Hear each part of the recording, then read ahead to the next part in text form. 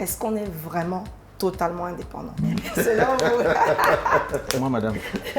Il y a un panda pour le school, il y a un panda pour la life. Dans la life, c'est mot de school, mais trop de school, ce n'est plus cool. Moi, il dit non. Ok, cash. Ouais.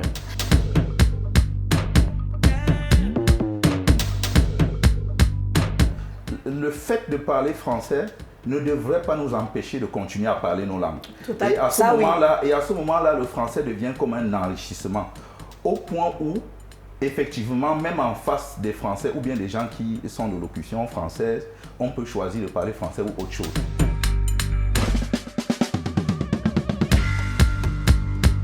Limite, est-ce qu'on mérite l'indépendance? Est-ce qu'il y a vraiment des États indépendants où il y a juste, où on est tous dépendants, mais il y en a qui ont le beau rôle?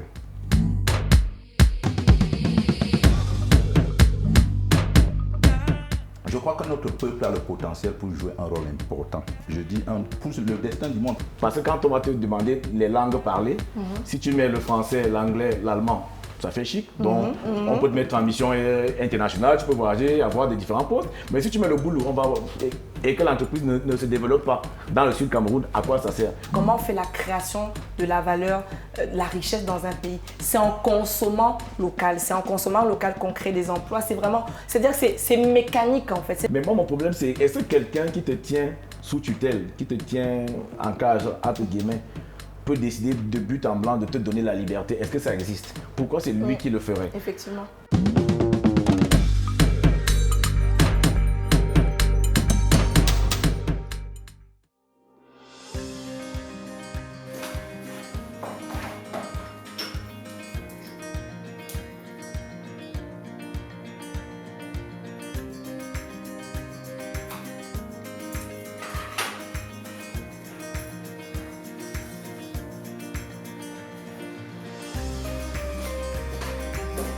Même mes tatas qui sont très chrétiens, quand t'es chrétien, non, le mal ça revient, le début. Oh, salut, c'est lui. Comment ça merci. va? Ça va. Et vous? Ouais, tranquille. Ça va, vous avez trouvé facilement? Non, on se perd pas quand on a la bouche. Ah bon, hein? Dans la parole, il y a toujours le call box, une petite poubelle, après le portail noir, une descente. Il suffit que tu demandes. Il y a les Ben Skinner partout, et eux ils connaissent toutes les coins. Tout, voilà, donc avec les Ben Skinner partout, on ne peut pas se perdre. Pour moi, c'est une arme à double tranchant, c'est Ben Skinner qui sabote tout sur tout le monde. Là. Ouais, ça aide, mais parfois tu te poses des questions quand ça se passe mal. N'est-ce pas? En fait. Quand tu crois être tranquille et puis on te retrouve, on fait ce qu'il y a à faire. En fait. Tu te dis, qui m'a vendu? J'aime beaucoup ta tenue. Merci. Sinon, alors, tu me parlais justement de ta maison, des afro-descendants. Oui, voilà. Le projet, il avance. Hein. Donc, c'est un projet qui a aussi pour ambition de s'assurer donc nos frères et sœurs qui sont partis, pour certains il y a très très longtemps, mais pour d'autres récemment, que quand ils reviennent ici, qu'ils ne soient pas comme des touristes. Donc ils reviennent vraiment comme chaque enfant revient chez lui à la maison. Et c'est pour ça donc il faut qu'il y ait une maison qui puisse venir habiter, où ils peuvent trouver un toit à manger sans payer. C'est ça l'idée. Oui, c'est que ils reviennent comme tout le monde. Comme moi, quand j'ai passé de longues années à l'étranger, quand je reviens, je sais qu'il y a la case de papa ou de maman et je m'installe. Donc c'est ça l'idée derrière. Donc même un c'était toi, un dernier c'était toi. Tout de suite là j'ai deux questions. Oui. Comment je t'allume avec. Bon, première question, c'est la question la plus idiote. Qu'est-ce que tu vas répondre à ceux qui vont dire ouais, c'est le projet Artjammers, pourquoi, ou bien quand si les Artjammers te demandent pourquoi tu n'es pas avec nous, qu'est-ce que tu vas leur répondre? Disons que pour les Artjammers, déjà depuis 8, 9, 10 ans, on n'entend plus parler d'eux. Donc, je ne sais pas pour quelle raison, mais ils ne sont plus présents sur l'espace public. Et s'ils étaient là, naturellement, on verrait des moyens de coopérer. Encore que quand ils ont organisé les activités, ils ont simplement fait venir des gens. Comme il y en a des millions qui viennent au Ghana, dans beaucoup d'autres pays, mais malheureusement, je considère toujours qu'on les fait revenir comme s'ils étaient des touristes parce qu'ils passent d'hôtel en hôtel. Ils sont en safari. Bon, voilà, c'est un peu comme un tour opérateur qui amène un groupe de gens et puis il repart. Bon, c'est un genre de tourisme. Voilà. Deuxième petite question très rapidement pour ne pas te déranger longtemps. Tu dis, j'ai même ça. Qui va payer? Oui, Parce que là, tu auras tous les, oui, tous les badauds de state là qui vont se dire, oh, I have a chance in Africa, in my homeland, ça. to be feed. C'est une très bonne question. Disons que le concept, on l'appelle aussi porte ouverte, le concept de la porte ouverte. Donc, n'importe qui peut venir loger dans cette maison. Il y a ceux qui vont loger en payant et il y a ceux qui vont loger gratuitement. Et donc, ceux qui vont payer, ça va permettre de couvrir les coûts pour ceux qui ne payent pas. C'est ça l'idée derrière, en fait. Mais non, mais c'est cette histoire d'esclavage, colonisation, vraiment. Reconnexion à la terre, mais Tout est délire. On a été colonisés, On dirait, si c'est, on est, ou bien ça s'est adouci, je ne sais pas. Non, mais bon, enfin, Tu penses que c'est passé? C'est vrai que j'avoue, c'est vrai que justement, je me pose souvent sincèrement la question de savoir effectivement, est-ce qu'on est vraiment totalement indépendant? C'est-à-dire en tant que pays, concernant déjà ne serait-ce que le Cameroun pour parler de ce qu'on connaît. Parce que quand tu vois ce que disent les spécialistes sur la monnaie, le franc CFA, le fait qu'elle soit rattachée à une autre monnaie, quand tu entends ce qu'ils disent, c'est-à-dire que mécaniquement, ce que ça veut dire, ce que ça nous empêche de faire, est-ce qu'on a vraiment le contrôle sur notre destinée? Est-ce qu'on a vraiment été décolonisé? C'est une question vraiment, enfin, je trouve, on peut discuter là longuement parce qu'il y a beaucoup d'aspects. Moi, je trouve que l'une des choses qui peut faire à ce qu'on considère qu'on ne serait pas indépendant, il y a beaucoup de gens même qui ont vécu la période coloniale. Hein, et parfois, quelque part, comment dirais-je, ça a un peu structuré leur façon d'être. Et je crois que l'un des grands dommages dans nos pays, c'est que beaucoup de ceux qui nous dirigent sont ceux qui ont été colonisés. Et ils ont encore cette mentalité de coloniser. Parce que personnellement, je ne me verrais pas comme, je penserais que je suis indépendant. Toi en tant qu'individu? Voilà, moi en tant qu'individu. Bon, mais au niveau de la nation, naturellement, s'il faut revenir prendre des exemples comme ceux que tu viens de prendre, bon, l'interrogation devient plus compliquée parce que oui, si on peut établir, même pas en tant qu'expert, même en tant que simple citoyen, que le franc CFA n'est pas la meilleure des choses pour nous, on peut se dire pourquoi est-ce qu'on ne change pas ça, pourquoi est-ce qu'on n'a pas une monnaie pour nous-mêmes. Et à ce moment-là, naturellement, on comprend quand même qu'il y a un certain nombre d'éléments au niveau du point de vue de la nation qu'on devrait peut-être essayer de changer. Mais une fois de plus, je pense aussi que souvent on va accuser très très facilement les politiques. C'est vrai que c'est à eux de prendre ce genre de décision, mais sinon pas la pression des citoyens que nous sommes pour pouvoir passer à ces changements-là, eux aussi ne le feront pas. Donc ça veut dire que s'ils restent dans une forme de laxisme ou bien de léthargie, il n'y a pas d'implication. Voilà, c'est peut-être parce que même nous qui pensons être conscients du fait que ce n'est pas ce qu'il nous faut, c'est qu'on est un peu... voilà, on ne fait pas ce qu'il faudrait faire. Moi, tu en penses quoi? On est indépendant? Moi, je dis non. Ok, cash. Ouais.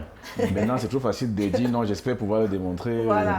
Mais j'ai beaucoup aimé quand il a dit que nos pères fondateurs, comme on les appelle, ont été moulés eux-mêmes à l'école. Voilà, ils sortaient de l'école coloniale, tout ça. Et il y a eu quelques rebelles qui ont voulu résister. Je pense que c'est Mobutu qui disait qu'il ne veut pas les prénoms. Parce que là, tu vois, tu m'appelles Kopo, d'accord? Kopo, c'est le camerounisme de copain qui vient du français. Mais moi, je t'appelle Céline, tu vois. Alors, j'aurais dû t'appeler si on était tranquille. Effectivement. Si personne ne nous avait dérangé, je te rappelais Photo. Voilà. Ou un autre petit nom du village, très sympa, qui me dit quelque chose de mignon et d'affectueux, mais en autre langue. Donc, et l'indépendance, après, j'ai pas envie de partir de pourquoi certains sont partis de là où ils étaient venus annexer ou mettre sous tutelle les autres. Ça, c'est déjà, débat. Voilà, ça c'est déjà en fait. Mais moi, mon problème, c'est est-ce que quelqu'un qui te tient sous tutelle, qui te tient en cage, entre guillemets, peut décider de but en blanc de te donner la liberté? Est-ce que ça existe? Pourquoi c'est lui qui le ferait? Effectivement. J'aurais aimé qu'on obtienne l'indépendance de manière arbitrée. Parce que je crois que arbitrée n'est pas le bon mot, de manière arbitrée.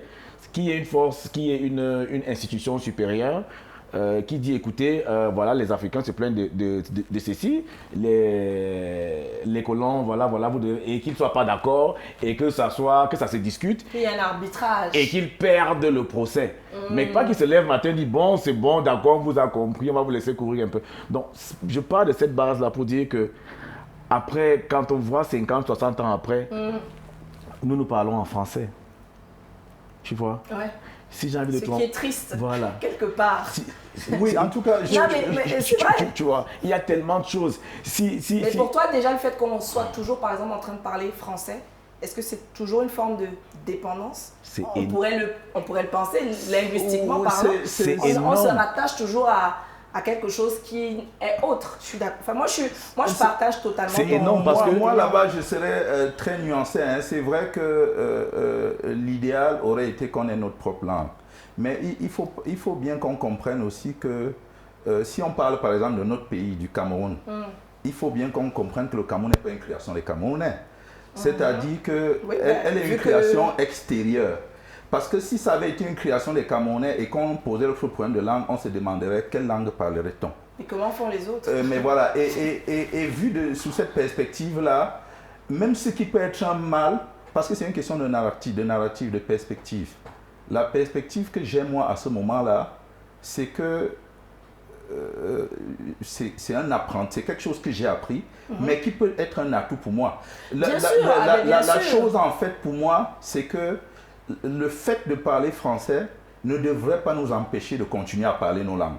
Et à ce moment-là, le français devient comme un enrichissement.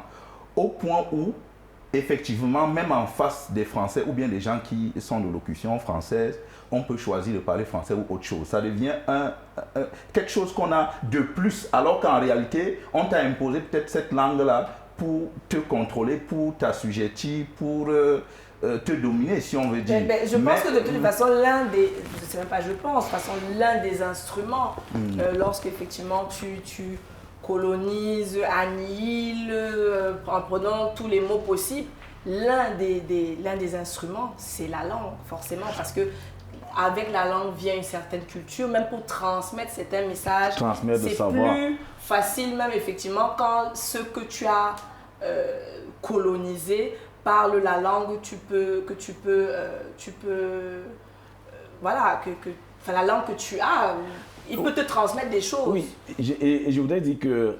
On ne met pas trop les organes à instant. Non, ils sont déjà mis. Ils sont déjà mis. Quand tu m'as posté là, c'est parti. Non, j'ai déjà mis. Remets-toi tranquille, parce que là, tu vois que tu es un copo. Non, sois à l'aise, sois zen. Copo, c'est un jongleur, tu vois. Oui. Je jongle dans tout ça. Je m'appelle jongleur dans ce cas parce que je jongle entre l'anglais, le français et les langues de chez moi. Donc, je suis dans le camp franglais. Oui. Tu vois ce que je veux dire? Oui. Il est très intéressant, mon frère de la droite. Oui. Mon frère de la droite. Il dit bien, nous ne devons pas les refuter de but en blanc, les rejeter parce qu'on peut s'en servir. Je suis d'accord, mais qu'on s'en serve comme les mandarins, comme les Chinois. Qu'on se bâtisse notre économie, notre scolarité, est-ce que la scolarité c'est le mot, notre cursus scolaire, notre système scolaire, notre éducation, tu vois. Et après qu'on s'en sert pour mieux vendre nos produits, pour échanger avec l'extérieur, mais que ce soit un choix de nous.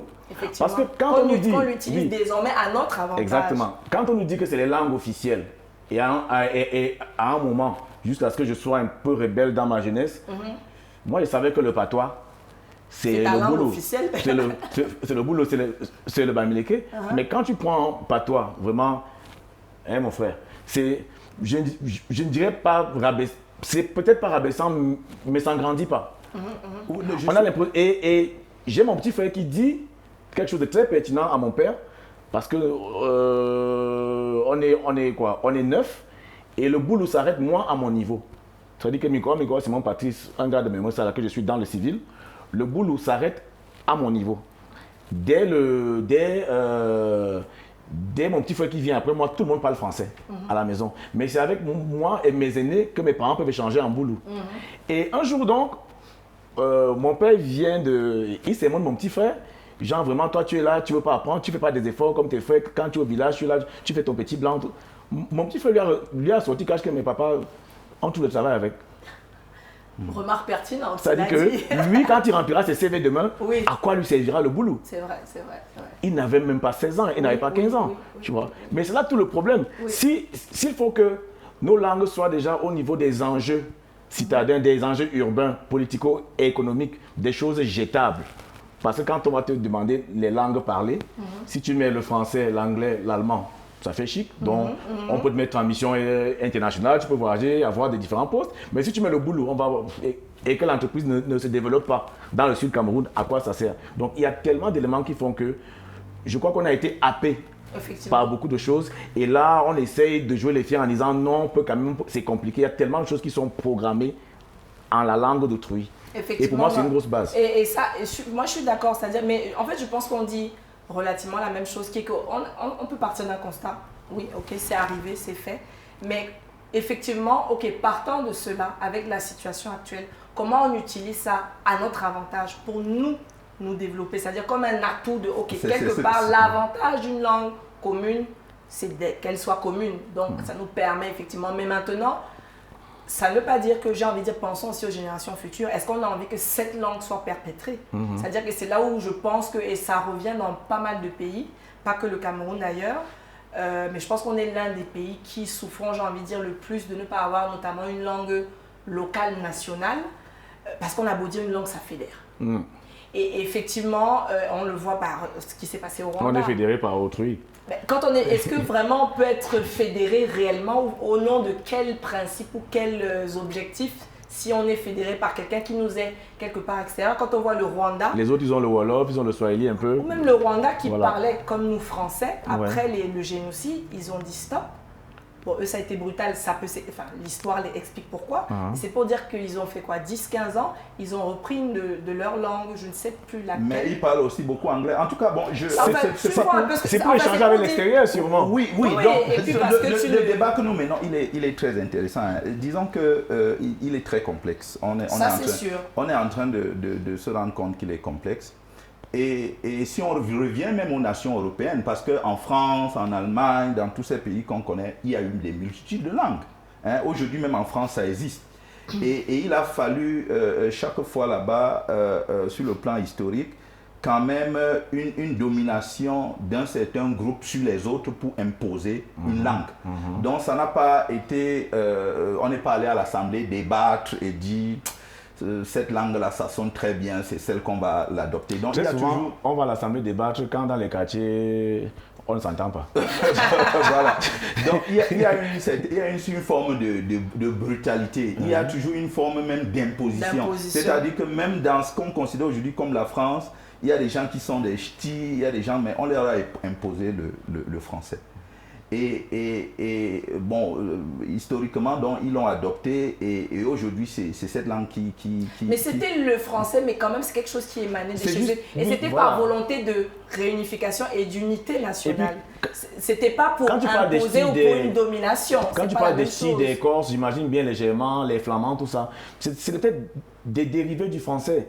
Un peu comme il y a le créole à côté, le créole aux Antilles, mais ça s'approchait à la base du français. C'est même tout ça qui a fait le français à un moment donné, qu'on adopte aujourd'hui. Mais il y avait quand même un objectif qui n'était pas une sorte de domination, mais plutôt d'unification. Donc c'est pour dire que je pense qu'effectivement, quelque part, on a beau dire, au moins à défaut que ce soit pour le présent, pour le futur, c'est à nos générations de se poser sincèrement la question de à quoi devra ressembler la langue ou la communication entre nous pour les générations futures. C'est une question que nous, en tant que Camerounais adultes aujourd'hui, devrions, moi je pense, nous poser. Et ça ne relève pas que... Par exemple, et j'ai envie de dire, on dit politique, mais... la politique, c'est qui l'a fait à un moment donné? C'est aussi le peuple qui est censé participer. Du village où je viens, il y a beaucoup de réflexions aujourd'hui. Il y a des cours de langue en Bapa. Moi, je viens de Bapa, qui se font à Yaoundé, qui se font à Douala, qui se font dans certaines grandes villes du pays. Et où on envoie même les enfants se former. On est même déjà en train de penser, parce qu'il y a des gens qui ont développé des logiciels, même de faire des formations pour ceux qui sont nés dans la diaspora, etc., etc. Et je trouve ça extrêmement pertinent. Mais je pense que pour un pays comme le nôtre, non pas que je suis contre, bien sûr, mais la grande question va se poser si faille qu'on décide d'avoir une langue pour tout le pays, par exemple pour le Cameroun, ce serait de trouver quel est le mode de décision pour le choix de la langue. Ça, c'est encore un autre débat. Faut-il encore d'abord même le décider, être d'accord sur le principe? Moi, j'étais au lycée, ils ont dit à un moment qu'ils faisaient on est au début des années 90. Ils disent qu'ils organisaient les états généraux de l'éducation. Ouais. Vous vous souvenez? Le fameux débat où, après l'anglais et le français, chaque élève choisirait une langue nationale locale, donc, comme matière. Et moi, j'étais tout content. Fini la frustration du Makossa, où je dansais les choses que je ne comprends pas. J'étais enfin les monies billet bendeka. J'avais fait le bal à terre en sachant pourquoi je tourne les reins. Owasi. Et ça n'a rien donné. Je n'ai pas eu, ni moi, ni je crois mon fils actuellement, ou mes petits frères. Quand je signe le bulletin de mon fils, je ne vois pas le doigt là qu'il aurait choisi, le babileke, autre. Qu'on les inclut même en curiosité. Mais c'est ça, parce que c'est aussi... Même pas. La langue, c'est quand même aussi ce qui te connecte à ta culture. Et c'est ça, en fait, mais il n'y a pas longtemps, j'étais au CIPCRA. Et on nous parle de vivre ensemble. On va vivre ensemble comment si on vit selon les autres. J'étais à une conférence il n'y a pas longtemps qui abordait cette problématique. Et j'avais le sentiment, en sortant de cette conférence, que ça va se faire là dans 2-3 jours ou bien dans quelques semaines. C'est-à-dire qu'on comprend les enjeux, mais on traîne à les mettre en œuvre. Bon, pourquoi ça traîne? Est-ce qu'il y a des blocages là-bas? Bon, on sait d'abord qui. Voilà. On sait qui. Oui, non, bon, quand je dis, à cette conférence où j'ai assisté, c'était les enseignants d'université, c'était des inspecteurs pédagogiques, et ils parlaient de ce qu'ils discutent chaque fois dans leur ministère et ce qui va être mis en place. On avait même le sentiment qu'il y a même enfin pas le sentiment, je crois qu'il y a même des choses qui étaient... des lycées pilotes. Ça veut dire que c'est genre comme en process quoi. Mais je voudrais rebondir sur ce que tu as dit tout à l'heure. Tu disais ok, tu te sens indépendant. Mais moi la question que je me pose c'est de savoir, est-ce que vraiment en tant qu'individu, est-ce que les Camerounais sont indépendants? C'est-à-dire quand j'observe la cellule familiale, ok, c'est intéressant de voir comment l'enfant, quel que soit l'âge, j'ai envie de dire, en tout cas tant qu'il vit, prenons même juste tant qu'il vit sous le toit de ses parents, est-ce que l'enfant, on lui donne une forme d'indépendance de pensée, d'action, etc. Parce qu'on parle de vouloir être indépendant, non, on parle de vouloir être indépendant en tant que nation. Mais est-ce que dans les foyers, les enfants on leur donne une certaine forme d'indépendance ou au moins même une route pour l'indépendance? Quand bien même ils ont quitté le nid, est-ce que les gens deviennent complètement indépendants de la cellule familiale? Je ne sais pas si vous voyez où je veux en venir. Mais oui, c'est très clairement. Et c'est pour ça que tout à l'heure... Non, en fait, je ne sais pas si je veux dire qu'on est... Bon, je reviens rapidement sur quelque chose que je voulais dire, mais je crois qu'on est passé. Est-ce que vous savez que la technologie parle anglais? C'est-à-dire que dans le village de quartier, on dit que la voiture ne comprend que l'anglais. Mais toi, go, wait, stop. Parce que les premiers véhicules, les appareils, la sono, on connaît play, review, rewind, truc. Parfois, tu trouves un instrument qui est traduit en français, tu as du mal. Pourtant, tu es francophone. Parce que les outils, tu t'es habitué à bon. Ça, c'était un petit quelque chose de léger que je voulais balancer. Maintenant, est-ce que l'enfant a les outils? Est-ce que dans ce que vous observez, moi j'observe que les gens dans leur façon de... j'observe les gens dans leur façon d'agir, on a toujours l'impression qu'ils attendent qu'on leur dise quoi faire. Moi, c'est ce que j'ai souvent reproché à certains de mes employés, le manque de proactivité. Ou bien de parce que dans l'éducation, ils ont l'habitude qu'on leur dise quoi faire et n'ont pas le réflexe de faire eux-mêmes. Donc, est-ce qu'on peut s'attendre à avoir un pays indépendant? Ça, c'est pour moi de l'attentisme né du paternalisme. Et qu'on pourra parler français. C'est-à-dire Vas-y, explique-toi. Nous sommes d'abord, pour la plupart, on ne veut pas se l'avouer, dans le cliché des anciennes familles occidentales. Bourgeoises ou pas. C'est-à-dire là, c'est les Dupont, c'est des fermiers. Là, on est chez les... Bon, je vais sortir le nom, c'est une coïncidence. On est chez les Macron, c'est des aristos. On est chez les taxes, c'est des familles d'eux. Ouais. Maintenant, qu'est-ce qu'on entend souvent quand un enfant est spécial, quand il est différent de tout ce qui s'est passé dans la famille avant? Comme on a parfois du mal à positiver, on lui balance nos souches magico-religieuses. Mais l'enfant, c'est peut être sorcier. Hein. Alors qu'il a juste contredit un adulte qui n'était pas dans le droit chemin. L'enfant, c'est peut être sorcier. Sa logique même simple d'enfant Voilà. a vu quelque chose. De un, de deux, je vais déraper complètement en me baladant dans la spiritualité. Est-ce qu'il y a vraiment des parents? Vous voyez? L'être appartient à la famille ou il appartient au monde? Intéressant. Quand tu vois quelqu'un naître d'un endroit sur Terre, pas avec les outils qu'il faut pour devenir ce qu'il est devenu demain. Je ne sais pas quel exemple prendre, les Samuel Eto'o. Bon, on va dire qu'on joue au football au Cameroun. On va trouver sûrement ensemble le cas de quelqu'un qui est parti d'une réalité sociale où il avait très peu de chance et qui s'est imposé de par le monde. Francis Ngannou. Par exemple. Voilà, récemment. Tu vois. Si, quand il dit à 22 ans, j'arrête d'être chourette, j'arrête d'être, comment on dit, c'est quoi le bon mot en français? Qui? Les gars qui aident à charger là. Oui, quand il parle de battre pour doigt là, voilà. Après qu'il ait fini de creuser le sable, et il s'est dit je vais aller faire la boxe à 22 ans. Mais moi je visualise un conseil de famille où on lui dit tu as vu ça ici où? Ça, je suis d'accord. Tu as vu ça ici où?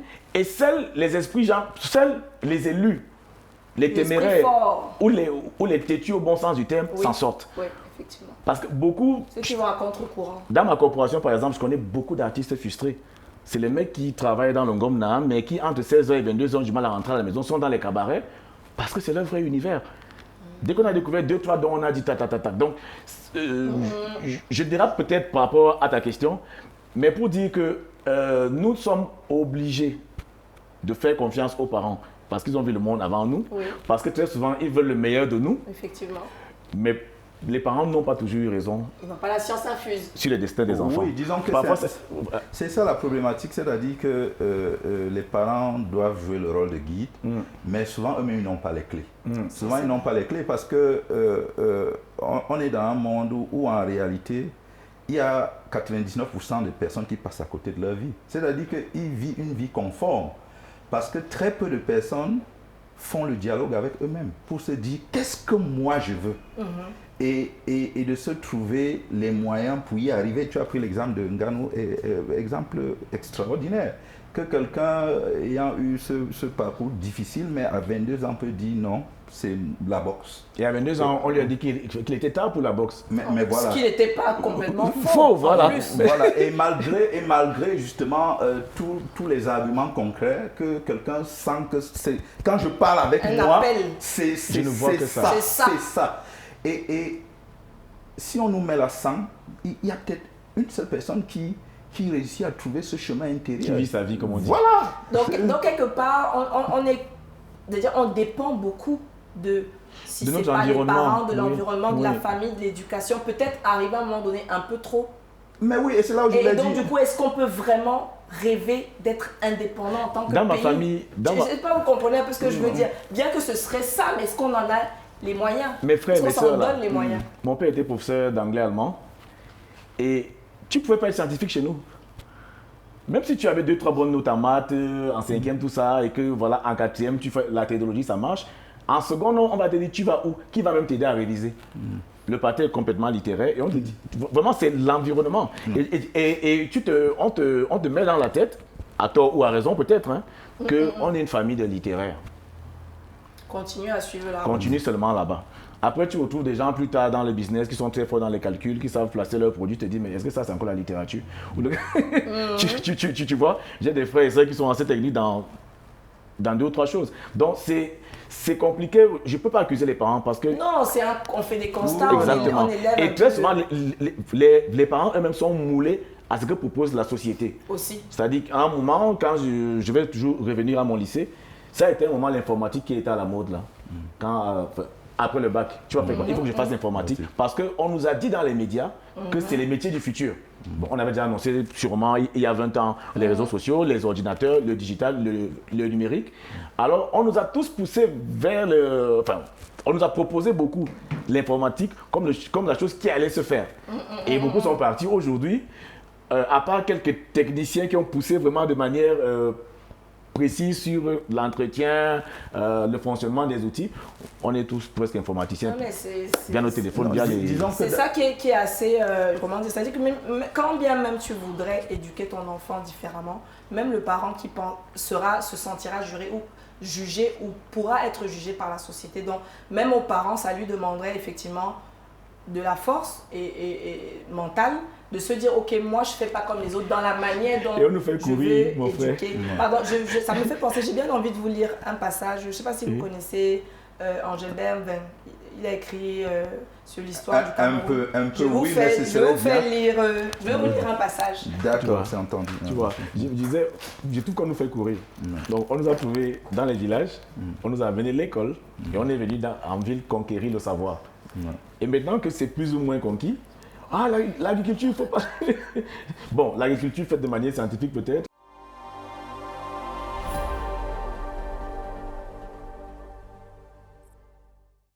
Exact. Les dernières productions mettent toujours les blacks en avant, ils sont présidents, ils sont même au cinéma. Et, je voulais vous lire un peu ce petit passage. Donc il est extrait de Histoire du Cameroun, donc de Angel Bermven, donc le tome 2. Et je trouve ça intéressant, vous allez me dire ce que vous en pensez. Dans la partie Le Cameroun après, dans le chapitre 3, Le Cameroun après 20 ans d'indépendance. Le docteur Nkrumah avait raison. Ouverture des guillemets, cherchez d'abord l'indépendance politique et tout le reste vous sera donné par surcroît.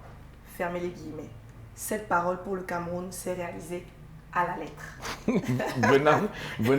venant d'un prélat, bon, avec tout le respect que j'ai pour l'immensité de sa personne, de son intellect et tout, de ses travaux, je crois que c'est inspiré de chercher d'abord le royaume des cieux et le reste vous sera donné par-dessus tout.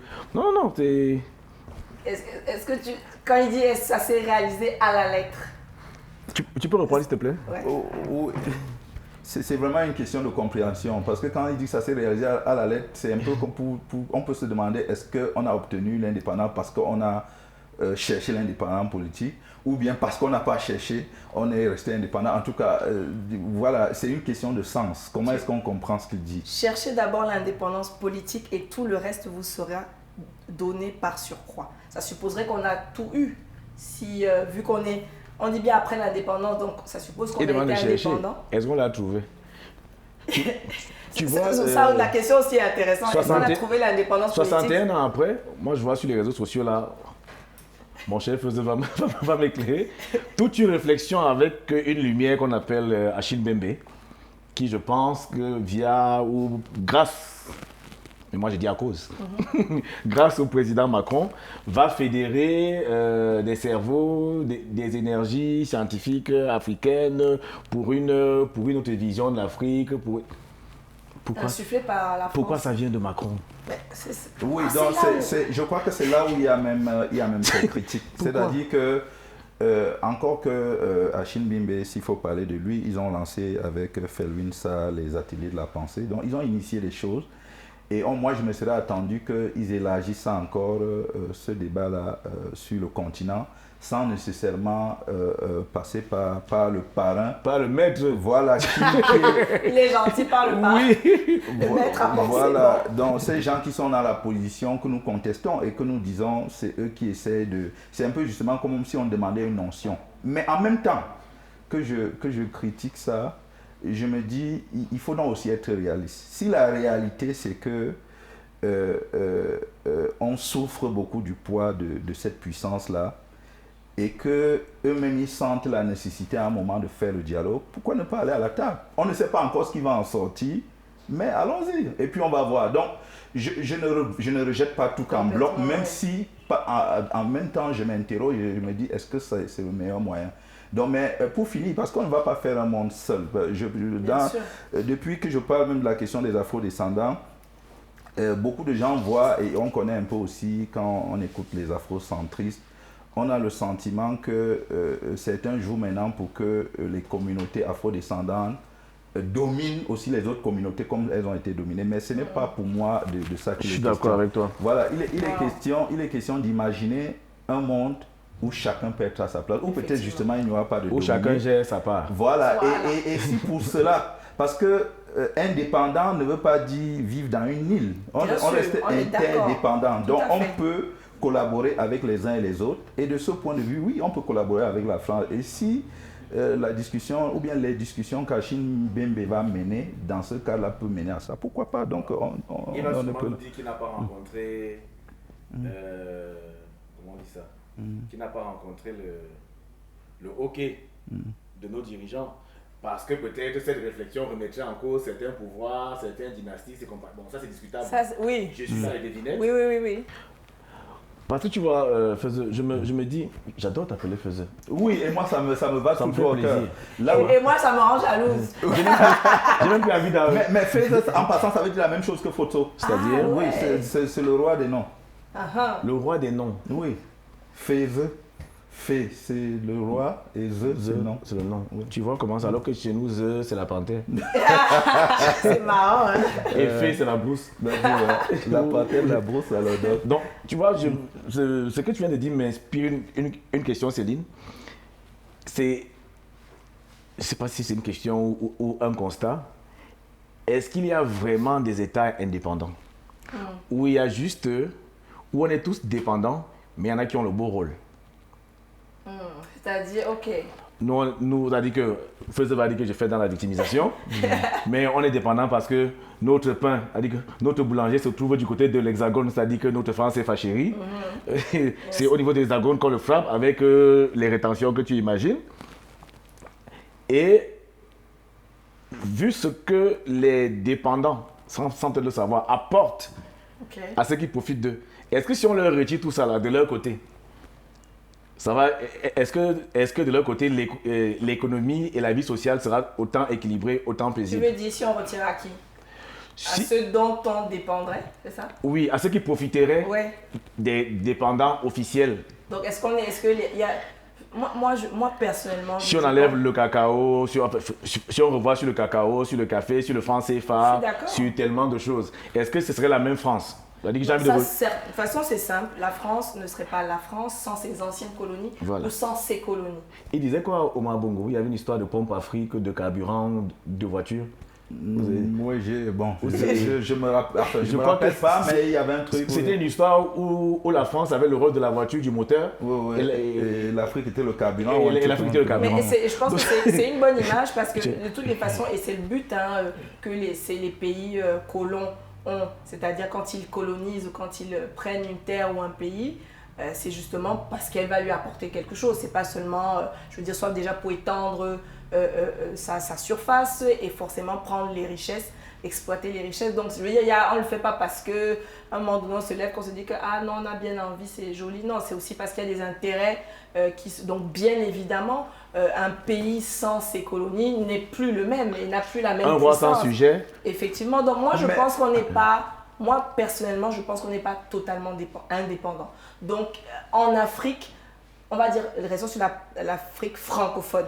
Parce que, voilà, on va laisser... Je pense que les colonies, les anciennes colonies de la Grande-Bretagne et autres, c'est un peu à part. Donc, pour l'Afrique francophone, personnellement, je pense qu'on a encore des chaînes à couper. Sauf que les chaînes, je pense, aujourd'hui, sont invisibles. C'est le franc CFA. C'est aussi au niveau de l'éducation, il faut le dire quelque part. Enfin, c'est autant de choses. Même les médias, c'est aussi...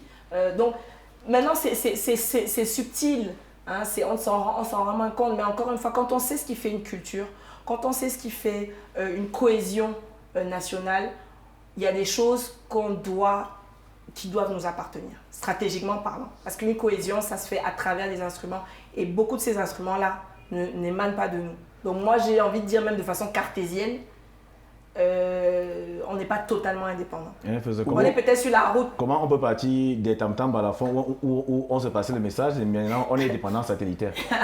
Disons que, comme on l'a tous dit, un sujet extrêmement complexe et il faut faire l'analyse dans sa complexité parce que si on coupe des lignes et on essaie de rester dans la linéarité, on va faire des catégorisations qui vont peut-être nous empêcher de voir l'ensemble globalement.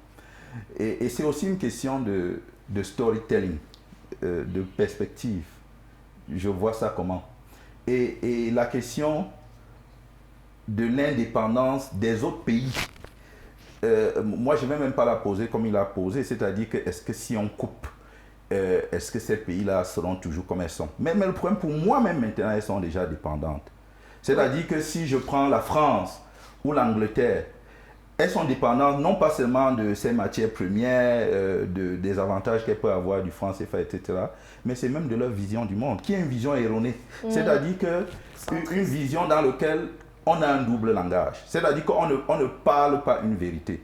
On prône une certaine égalité, on prône certaines valeurs, mais qui est valable juste quand on est à l'intérieur de son territoire. Et quand on sort de là, tout ce qu'on dit n'est plus vrai. Et alors qu'en même temps, on prône l'universalité. Donc, elles sont dépendantes d'une vision du monde qui n'est pas inscrite en termes de vérité dans l'espace. Dans l'espace, l'univers ne peut pas reconnaître le discours comme un discours vrai.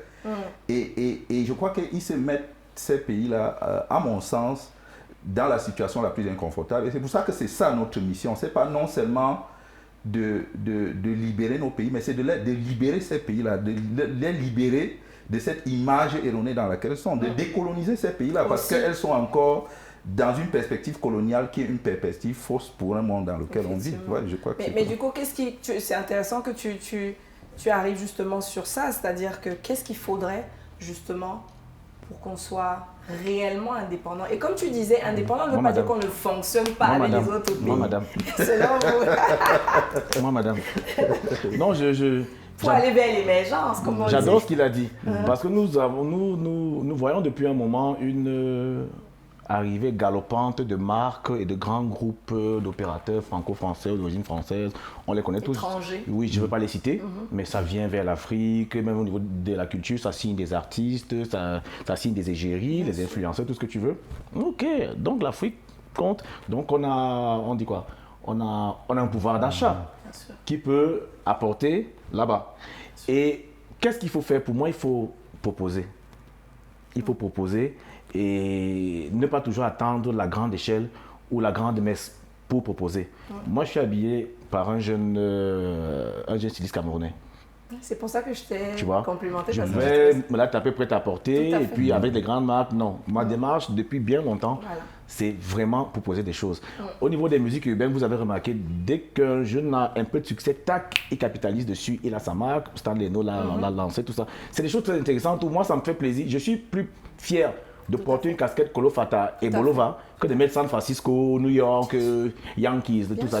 Peut-être même je vais mourir sans Halo State un jour, tu vois. Mais au moins, il faut que je propose au monde ceci. Sur les réseaux sociaux, c'est facile de se vanter d'un week-end à Dubaï où on a fait... Mais qui... Je ne vois pas quelqu'un dire la vallée de Bana, c'est magnifique. Moi, je suis vanté d'un week-end à Kribi. Voilà. Il y a un hôtel où je n'ai pas encore passé la nuit. Il y en a plusieurs au Cameroun, mais en tant qu'artiste, vu ma petite carrière, la grande majorité déjà. Mais pour 2021 ne s'achèvera pas sans que je dorme à... Non, tu voulais parler du Zingana. Le Zingana. Oui. Mais je te conseillerais également la fondation Jean-Félicien Gacha à Bangoula. Tu as vu? C'est la même, c'est eux qui ont le Zingana. J'ai travaillé, il y a plein de choses. J'ai cette fondation par ailleurs. Overload, tu vois. Les artistes le font déjà, tu vois. Mais je vais être négatif et aigri à la limite en disant que j'espère que ce n'est pas à court de moyens qu'on s'arrête à Bana, à Overload, que si on avait les moyens d'aller tourner plutôt aux Seychelles, on n'aurait pas fait le clip là-bas. Ça, c'est les greurs qui parlent. Donc, je pense qu'il faut juste proposer. C'est-à-dire que donc, ça suppose déjà consommer aussi nos choses, comme on dit. C'est-à-dire que, si je résume un peu ce que tu veux dire, et je suis d'accord avec toi sur le principe, je pense qu'on ne se rend pas compte à quel point, c'est vrai que c'est mieux. Depuis, on va dire 3, 4, 5 ans, on est beaucoup plus dans cette philosophie de consommer camerounais, consommer africain.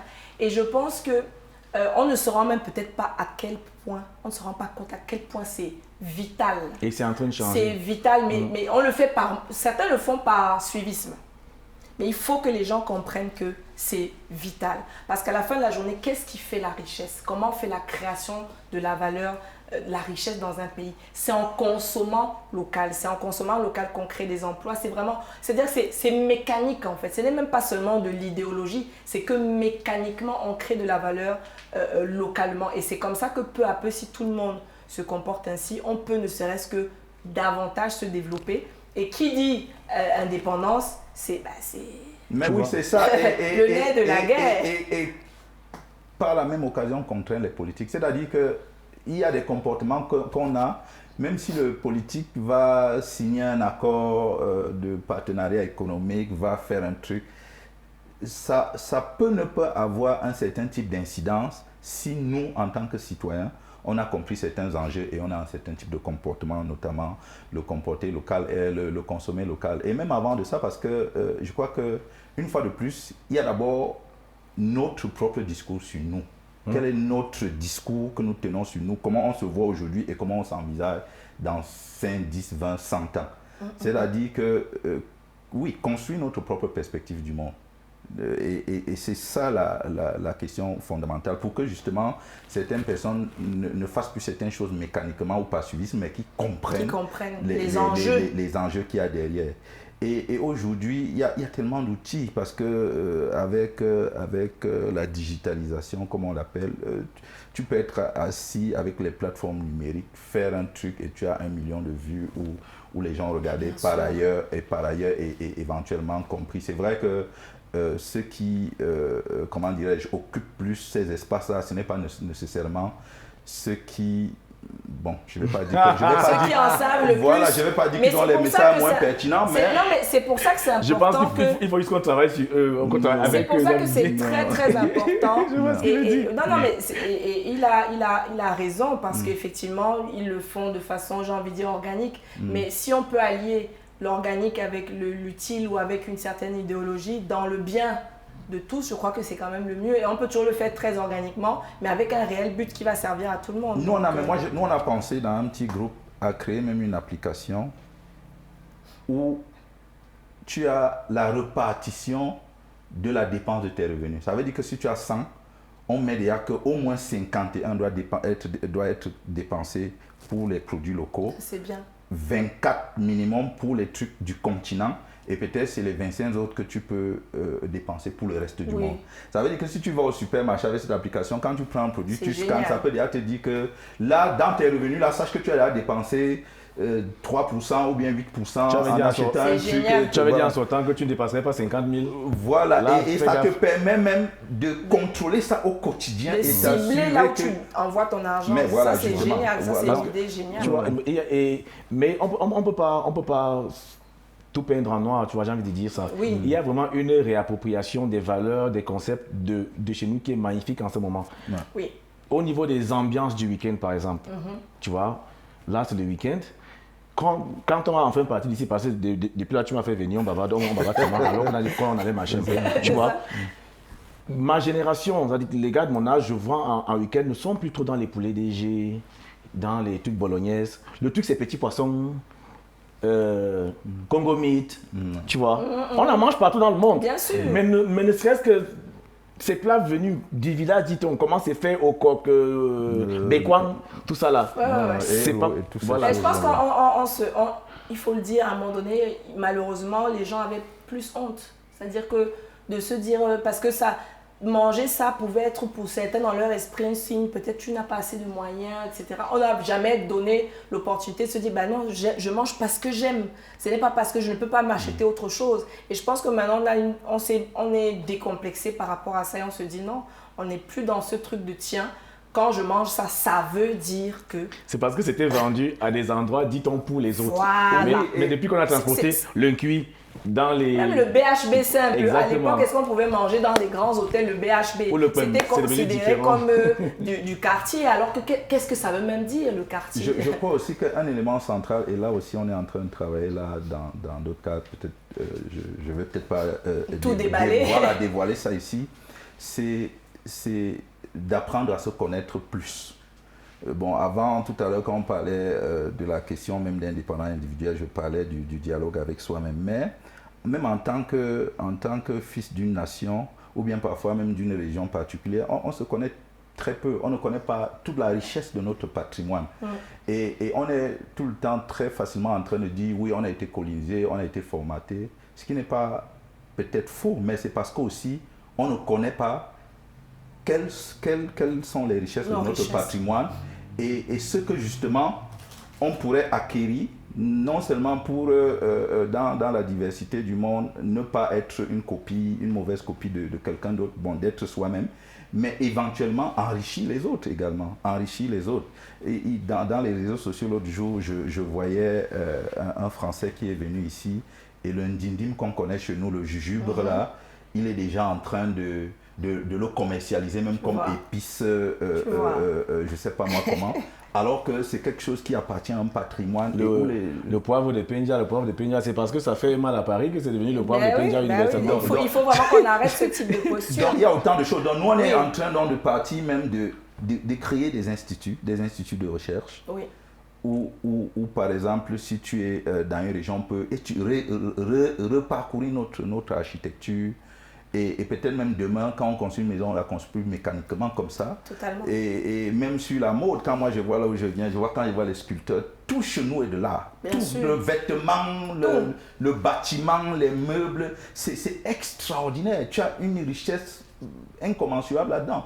Et je trouve, les Allemands disent schade, c'est dommage qu'on n'enrichisse pas le monde avec tout ça. Mais ça commence par des discussions comme ça pour qu'on s'en rende compte. À chaque fois qu'un diplomate va dire au revoir au palais de l'Unité, moi je vois le président qui lui offre un objet sculpté de chez les Mamoun, du Nord Cameroun. Je n'ai jamais vu qu'il ait offert un iPhone, je ne sais pas trop. C'est vrai, ça veut tout dire. Il dit voilà ce que mon pays te effectivement. Voilà le Cameroun va avec cette partie du Cameroun. Avec un peu de Cameroun chez toi. Encore que une version sophistiquée de l'iPhone, ça pourrait être découvert ici et qu'on pourrait l'offrir. Oui, par exemple, c'est ce que je pense qu'il voulait dire, que c'est pour dire qu'on prenait quelque chose effectivement de notre richesse locale pour que quelqu'un reparte effectivement avec un souvenir du Cameroun. Oui, et puis être généreux, vraiment, parce que là, il y a quelque chose qui m'a beaucoup plu. Il y a un jeune qui est venu là dernièrement, comment on l'appelle, Timoa Biolé, et qui a fait des tours, un jeune physicien, dans plein d'établissements scolaires ici. Il était accompagné par le ministère de la Jeunesse. Et je me rappelle, il y a 1 an ou 2 ans, en fait, il a une idée. Son idée, bon, je crois qu'il est dans certaines structures internationales très avancées dans le domaine de la physique. Et son idée, par exemple, pour amener l'énergie sur toute la Terre, ce serait de photocopier l'énergie du soleil pour rendre l'énergie disponible. Et on peut même dire indéfiniment. Donc on n'aurait plus besoin de faire des barrages et tout ça. Bon, c'est pour dire qu'il y a beaucoup de choses. C'est encore peut-être une réflexion, mais c'est pour dire qu'en réalité, si on réfléchit de façon généreuse comme ça, là, aussi, on trouve moi je pense qu'on a le potentiel. Je parle là du Cameroun, je parle des communautés afro-descendantes. On a le potentiel pour guider le monde de demain. Guider le monde de demain. Et pour cela, il faut beaucoup de générosité. Et je pense que c'est de beaucoup d'humanité même. Et j'ai envie de dire, effectivement, il faut qu'on s'aime. Il faut qu'on s'aime soi-même, il faut qu'on s'aime nous-mêmes, il faut qu'on s'aime entre nous. Beaucoup de solidarité. Et d'amour. Et ça me fait arriver justement, est-ce que vous ne pensez pas que justement l'indépendance d'un pays, c'est-à-dire comme le nôtre ou comme d'autres pays africains, est-ce que ça ne passe pas aussi par une union entre pays africains? Je ne parle pas de l'Union africaine, mais de l'union entre Africains. Parce que l'Union africaine, c'est une institution, donc je veux bien faire le distinguo. Est-ce que ça ne passe pas obligatoirement par... Parce que si on veut que toi, tu sois indépendant, ok, on te permet d'être indépendant chez toi, mais on s'entraide. Et je pense personnellement qu'on n'a pas encore ça. Alors, limite, est-ce qu'on mérite l'indépendance? Si on ne peut pas s'entraider entre nous. Avant même qu'on ne soit solidaire entre pays, si on peut être solidaire entre peuples ou tribus, ce serait une bonne chose. C'est-à-dire que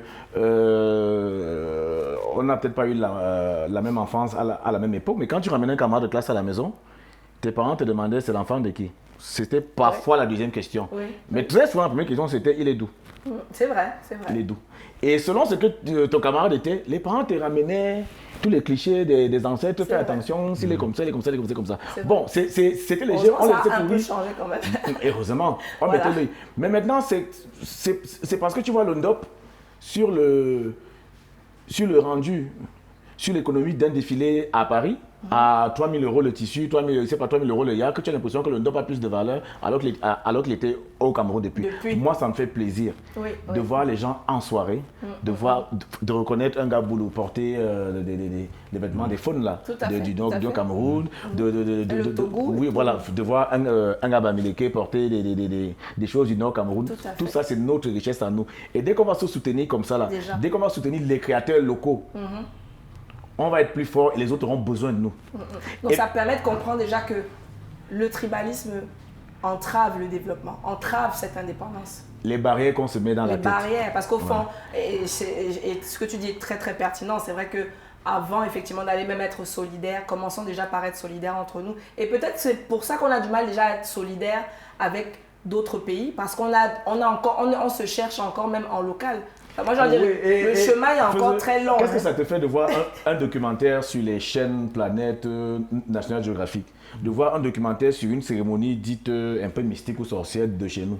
Alors, de voir des petits blancs curieux, journalistes, qui posent des questions, ou bien le vaudou, on leur fait avaler des choses, ils dansent, et ils repartent de là plus ou moins normaux. Mais toi qui es à 20 km, 50 km au Cameroun, de là où ça se passe chaque année ou chaque trimestre, tu as du mal à y aller. Parce que non, c'est des sorciers. Les Américains là, comme ça, quand ils versent l'huile sur l'écran, les boules, quand ils font le truc du tcho. Donc, on doit chercher la vérité. Je voulais bénir.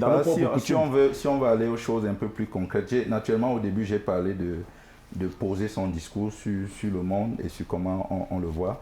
Mais une chose essentielle, ce sera vraiment de créer les conditions de la mobilité.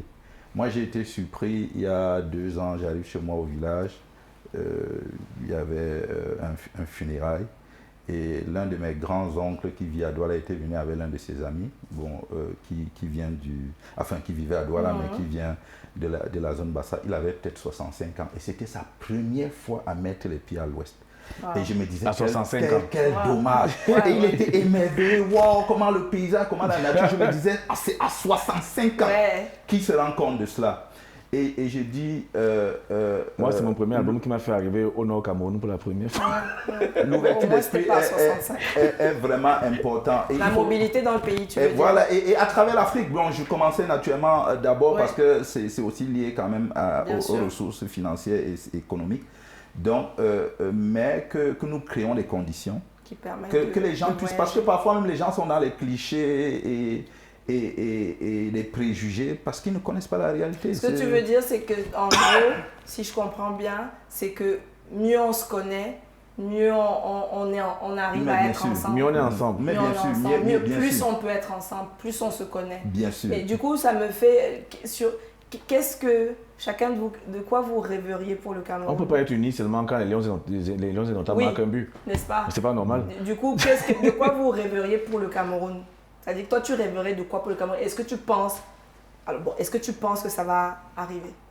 C'est-à-dire, quel est ton rêve? Est-ce que c'est utopique ou tu penses que c'est quelque chose qui est... Quel serait ton rêve et est-ce que tu penses qu'il va se réaliser? Ou quand est-ce qu'il se réalisera? Est-ce que ça prendra 50 ans, 100 ans? Tu vois quoi pour le Cameroun demain? Faiseux? Moi, je suis déjà... et c'est un peu ça, je reviens au discours. Je suis déjà très heureux de beaucoup de choses que je vois. On a parlé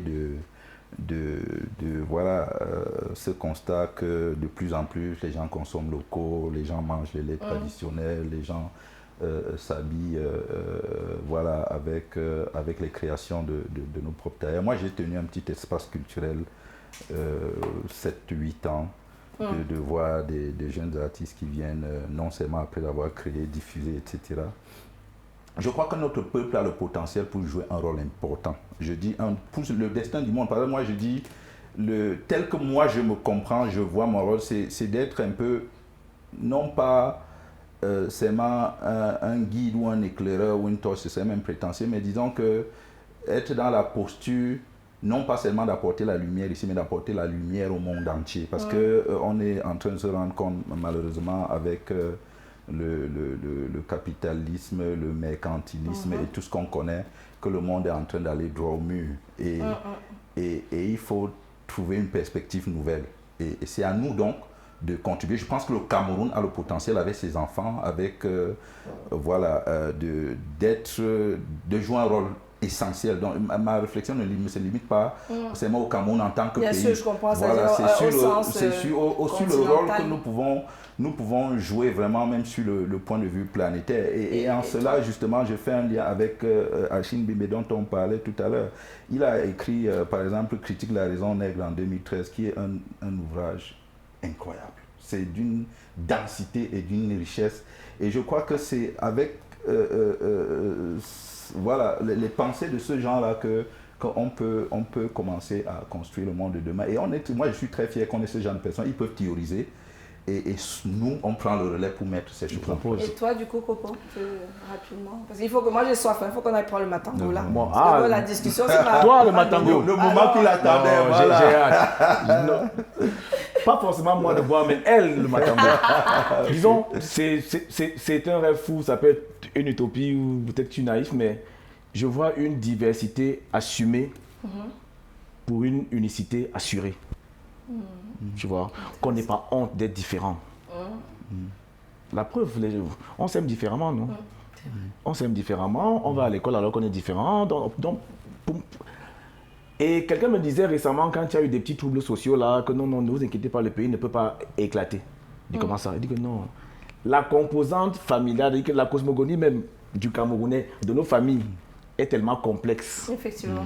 Que tu vas te dire, on va te dire, ok, Copo, comme tu regardes mes ça là, tu te ranges derrière telle partie, mais tu sais que ma femme c'est qui? D'abord. Que le mari de ma mère venait d'où? Ou bien que de... Bon, on est tellement... Moi j'ai appris des choses par toi, tu m'as dit que tu étais photo de chez ton père et Ngamba de chez ta mère. Mais on va te demander de choisir là. Comment impossible? Tu vois. C'est ça la beauté du Donc vraiment, Cameroun. assumer notre diversité. Ça, je trouve que ça c'est... Tu vois, mais en restant comme ça là. En restant unis. Bon, matango, ça vous dit? On y va, on va prendre un petit rafraîchissant. Ouais, c'est ma tournée. Avec plaisir, avec plaisir. 2-3 bouteilles. Ouais, moi je commence par de l'eau d'abord. L'eau fraîche. C'est comme si elle avait l'habitude, elle dit c'est ma tournée. Yes. Elle sait même déjà comment ça se passe. C'est pas. Alors,